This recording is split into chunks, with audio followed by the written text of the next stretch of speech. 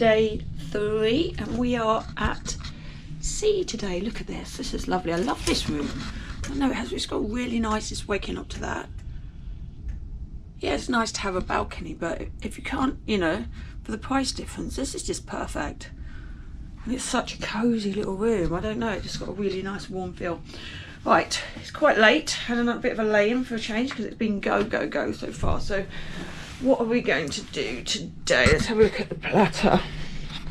There's hopefully a bit more on when you're at sea. I think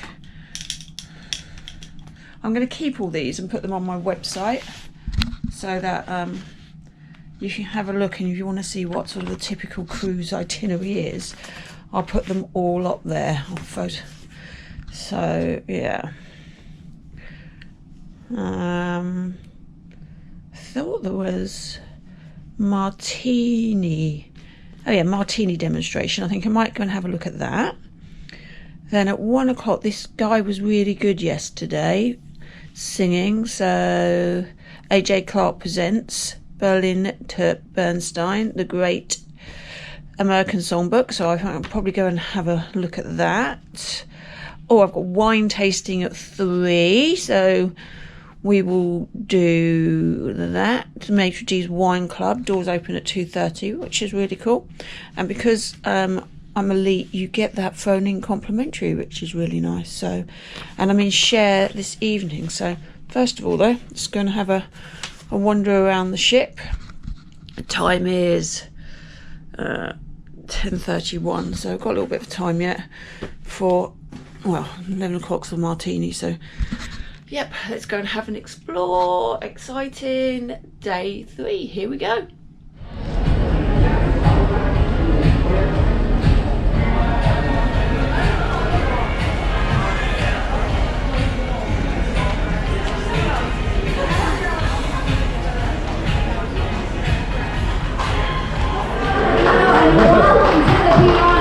For a very exciting demonstration. Now I do have one very important question to ask you all. Do you like martini? I love the energy, and it's 5 o'clock somewhere, right? Right, well let's meet all of our fantastic bartenders right here. We've got Reverend, we've got Mike, we've got April, we've got Miguel, and we've got Lucy.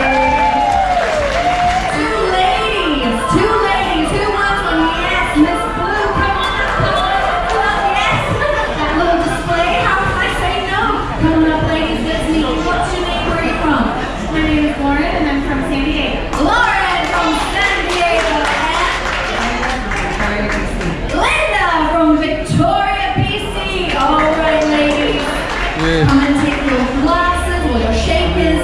Now your job is to shake them so good. You gotta follow April and Lucy. Are you ready? And shake it up. You ready?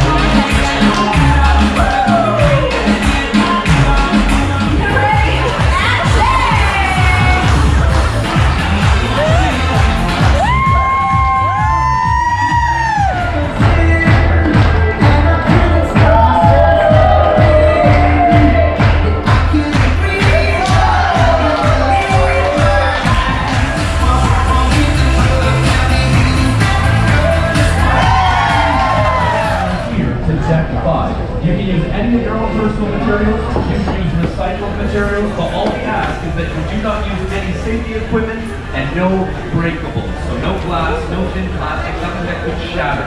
Otherwise, come on down, we're taking sign-ups, and anybody who has already signed up, come on down and collect your egg right now.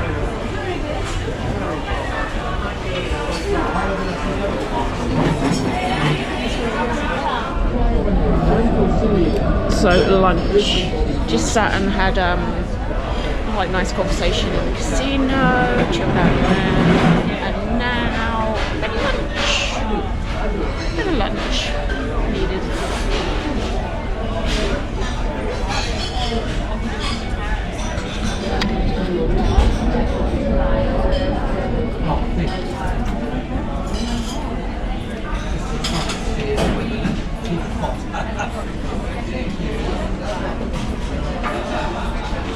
Traffic Have an excellent time up on deck 7. Up here, deck 7.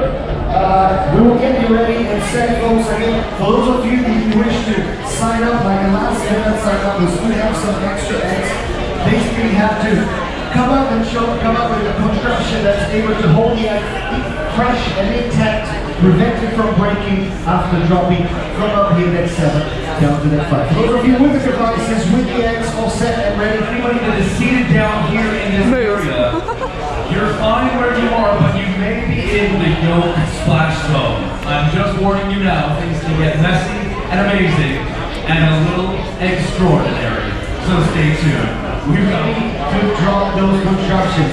They must be able to hold the egg fresh, intact, and alive after dropping from up here deck 7 all the way down there to deck 5, hitting the floor. A few rules were implied on this competition. It's not allowed to lower the device. It's not allowed to catch the device at the bottom. It's not allowed to place any cushion absorption at the bottom as well on the floor there. So basically it could be a parachute device or a free fall device. We'll That is just not.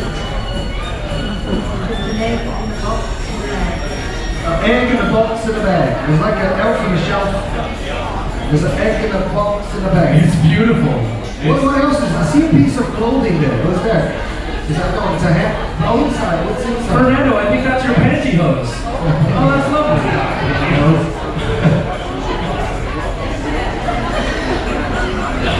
Is a hat? You expect the hat to create some drag? Oh. So, well, how confident are you, bro? Not very. Let's go now together for Sally.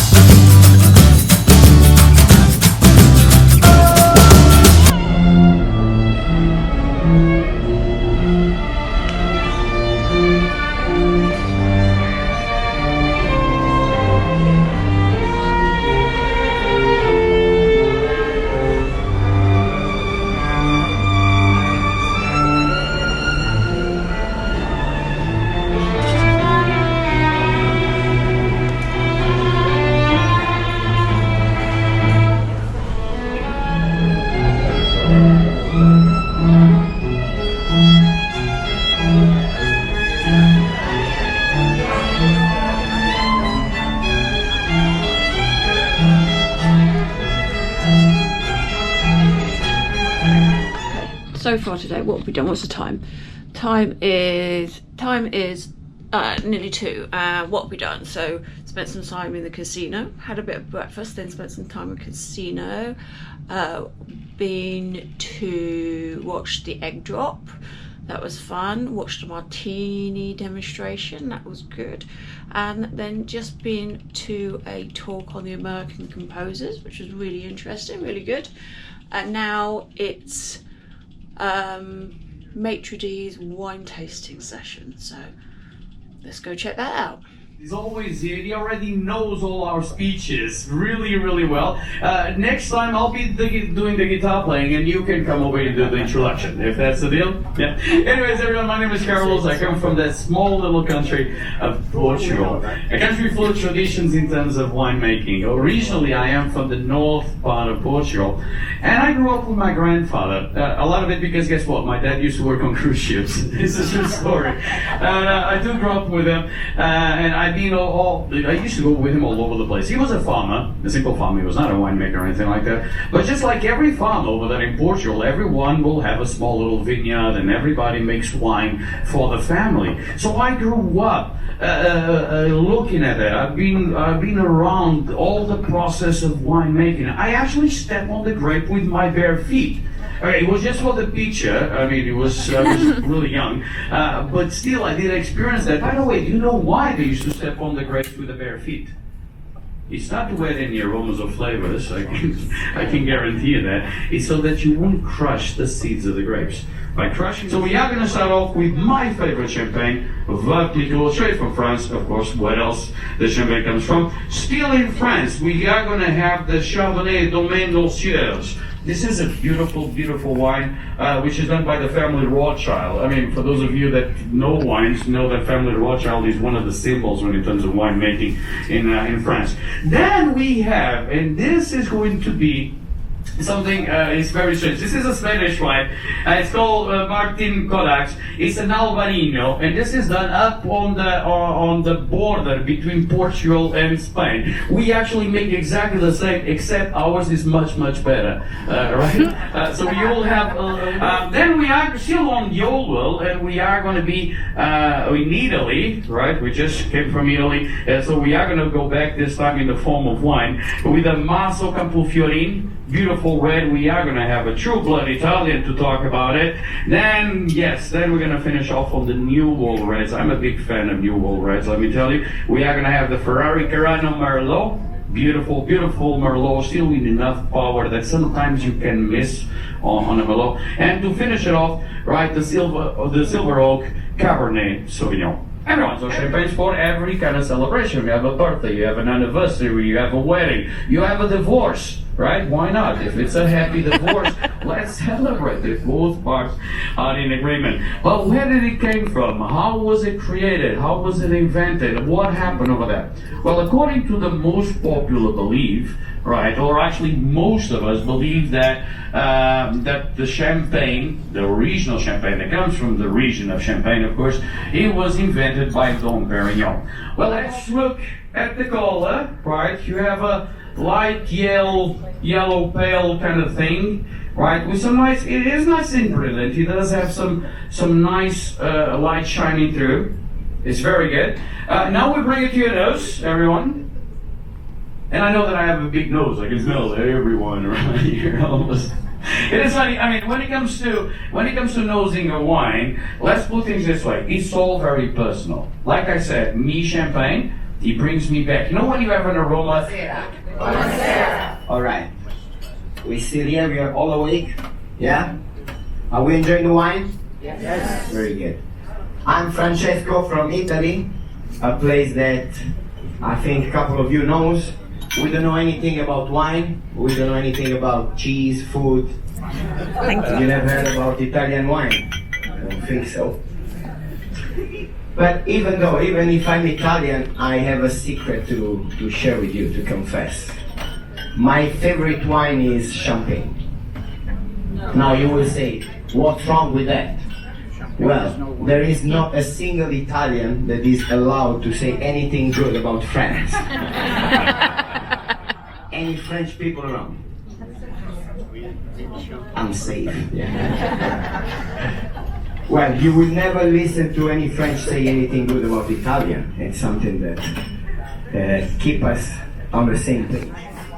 Now I'm gonna ask the attention of everybody. Probably what I'm gonna say is not gonna be interesting for you, but maybe the person who's sitting on your side want to listen to me. Yes, maybe they won't listen to me. Maybe they won't listen to me. Please. Thank you. I like your style. Alright, red wine. First, I would ask you to use the only full glass on your table, the water glass, just rinse your mouth. And then we go to the 5S tasting. My tasting is start with the first S. Each step will start with S, so if you like to take note about, quite interesting. The first S is C. It sounds like a silly, but it's very important. When you see a white wine, it need to be number 4, signora. No, the other one. There's a number. Yes. The other we are technological advance.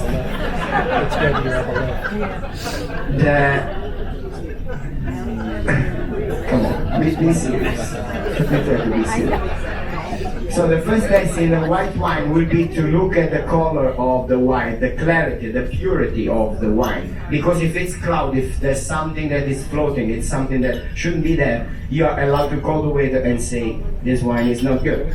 What we look at the red wine, the color of the wine has to be the same from the bottom to the top. Anytime you have this happens, it can happen mostly with very old wines, happens that the wine it gets spoiled by the oxygen. So you're gonna have a light red color on the top and very, very dark red on the bottom of the color.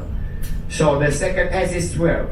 Now, before to do the swirling, I will show you and I will share with you a way how to prepare a glass to receive red wine. So I'm gonna leave the microphone because I promise you that for an Italian talk with 2 hands full, it's very difficult. I cannot shake, I cannot move my hands, yeah? So I'm gonna lean the glass, trying to let the wine touch. You can do all that with me. I'm gonna go around to see that everybody can see me. So trying to let the wine touch almost the rim of the glass, and then with the other hand, I'm gonna rotate the base. Let's do it together.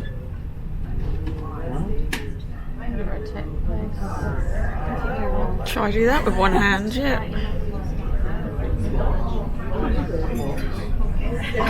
20 seconds. But why we do that? Why do we do that? Besides to aerate, it's to remove any impurity by the glass. That's why I say to prepare the glass. We were not talking about the wine, we were talking about the glass. What happened? Especially with the big glasses, maybe you don't use it since a while. Maybe you have it already on your table and during the dinner, crumb of bread or flour, whatever, just get inside. Maybe it's just rest of dishwashing, so soap on the glass. You're gonna do that, like you can, so now we can smell. We move to the third S, smell the wine and try to catch whatever we can. There is not a rule, and remember that in the professional courses, what they give us to assess the smell are called smell boxes. Those boxes, sip the wine in a professional way, we're gonna shape our tongue as a spoon shape. And then we're gonna get into the mouth just that little, that, you know, fill up the tongue. Then we're gonna rotate the wine like rumbling. Don't forget to look at the tablecloths, like this. We're gonna make a strange sound, yeah? You get ready.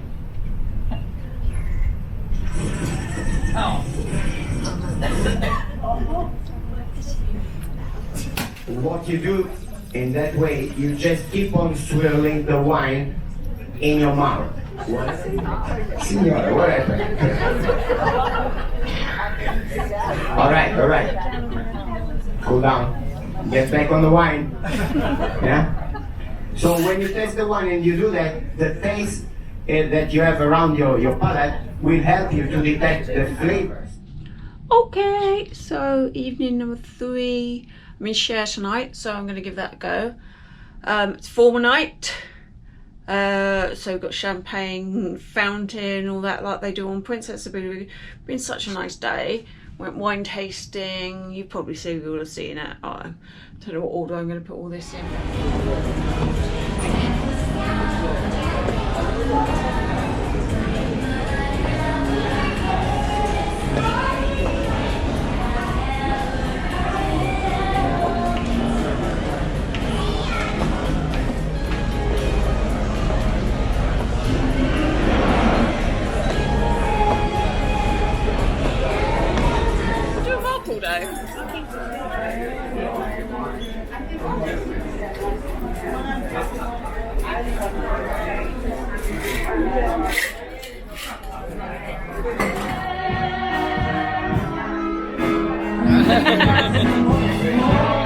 Miguel and Prudra at the Crooner's Bar. That's awesome.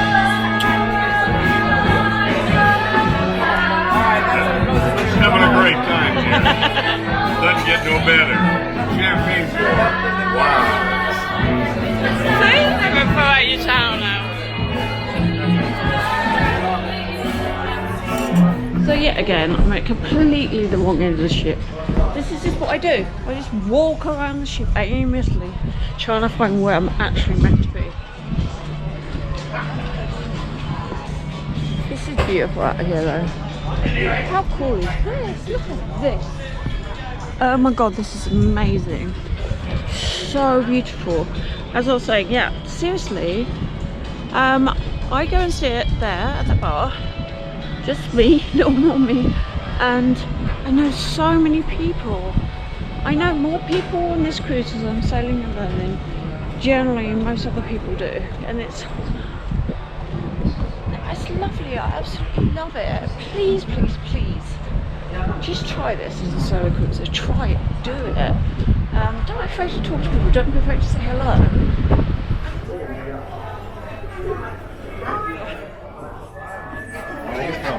London. Fantastic. The city, the original city. Yeah.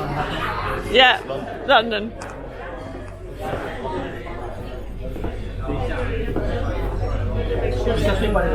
Fabulous.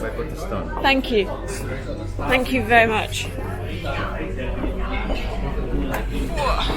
Thank you. For your good experience, okay?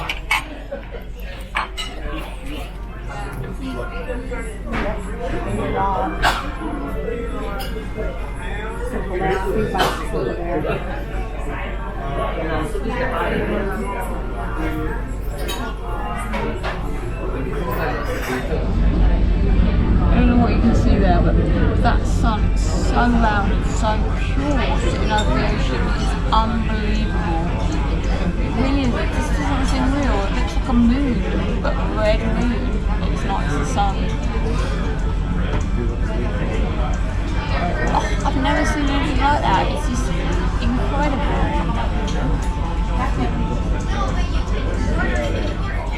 Absolutely beautiful. Yeah, you may think, well, why would I want to have dinner on my own like this? But I don't really mind because it's actually, oh my god, that sun is just stunning. I don't really mind because if I want to have the specialty dining, why should I not? Because I'm sailing on my own. It's absolutely fine, and people are treated absolutely amazing. I can't believe that sun. It's just, no, it's brilliant. Do it, just do it. If you want a nice dinner, if I have my own company in the dining room, wouldn't I? I'll be on my own there, so I might as well be on my own here. It's brilliant.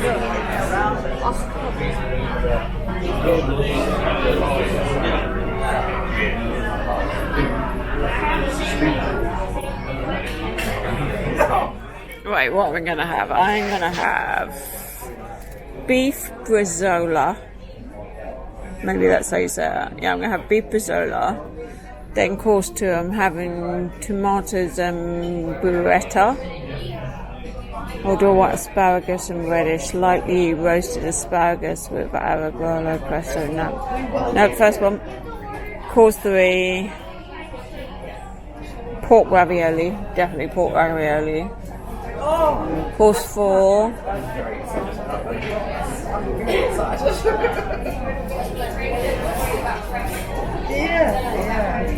Prawns. Course 5. Strip sirloin steak. Course 6. Almond marzipan. Yes. Let's try that. What's on the back? A vegetarian. So for you vegetarian people, which maybe one day I could aspire to be. I wish I could.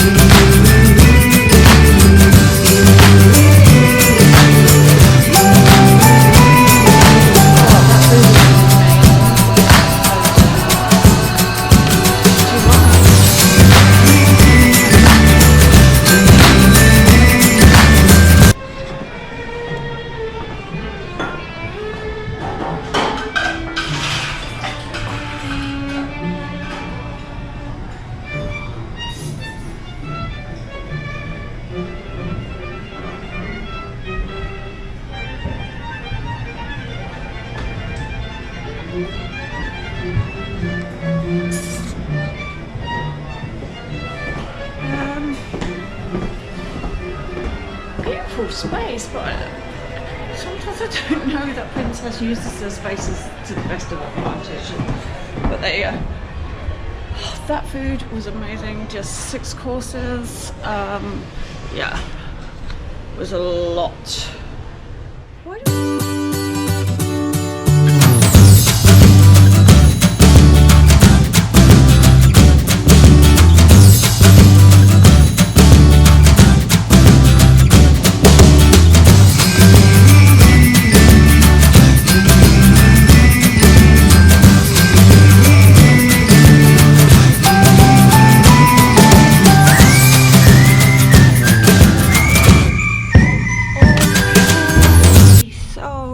about 10 to 12, so nearly midnight.